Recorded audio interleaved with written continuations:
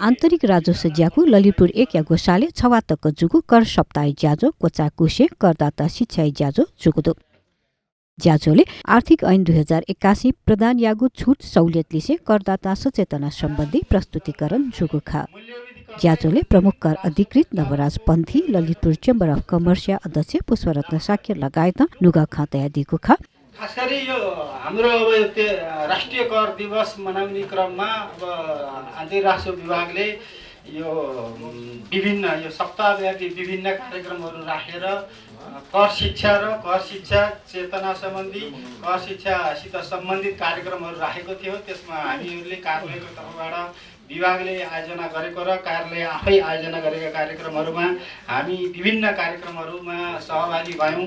विभिन्न कार्यक्रममा हामीले सहभागी भएर कर सम्बन्धी सचेतना फैलाउने, कर शिक्षा सम्बन्धी जागरुकता फैलाउने कार्यक्रमहरू गरेका छौँ। यसै सन्दर्भमा खास गरी मूल्यवृद्धि करलाई आन्तरिक राष्ट्र परिचालनको मेरुदण्डको रूपमा विकास गर्ने अभिप्रायले मकर लागू भएको दिन मङ्सिर 1 मा कर प्रणालीको सार लगानीको आधार भन्ने मूल नाराका साथ 2081 मङ्सिर 1 गतेदेखि 7 गतेसम्म कर दिवस तथा कर सप्ताह सम्पन्न गरी आज समापनको अवस्थामा आइपुगेको अवस्था छ।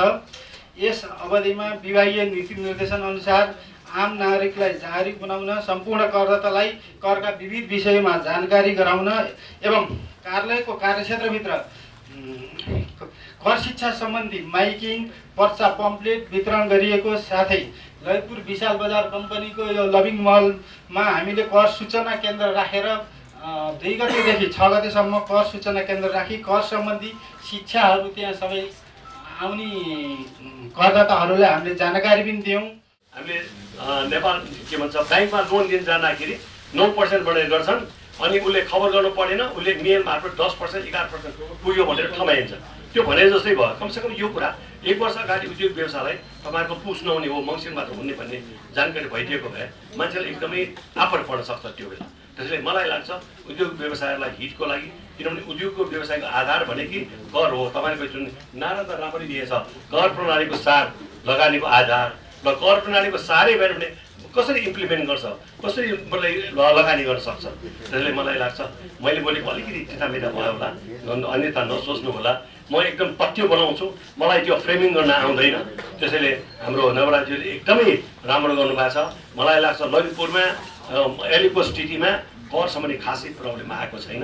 आफै हामी उहाँसँग चाहिँ गइ नै हाल्छौँ र पुनः फेरि एकपटक हाम्रो उहाँको कार्यकालमा हामीले पनि च्याम्बरले पनि म्याक्सिमम सघाउ गर्न सक्छौँ र उहाँको तार्तीअनुसार सफल हुन सकोस् र कर प्रणालीबाट हाम्रो नेपाल एउटा आर्थिक मेरुदण्ड स्पाइनल कर्डको रूपमा एउटा विकसित हुन सकोस्। जस्तै हाम्रो निर्माण चौधरीजीले एउटा जुन अहिले पुरस्कृत हुनुभयो, त्यस्तै अरूले पनि एउटा चाहिँ पुरस्कृत हुने मौका पाओस्। दे दशा मङ्सिर 1 गतेदेखि 7 गते तक थिथि ज्याजो याना कर सप्ताह हनवै चुङ्गुदु।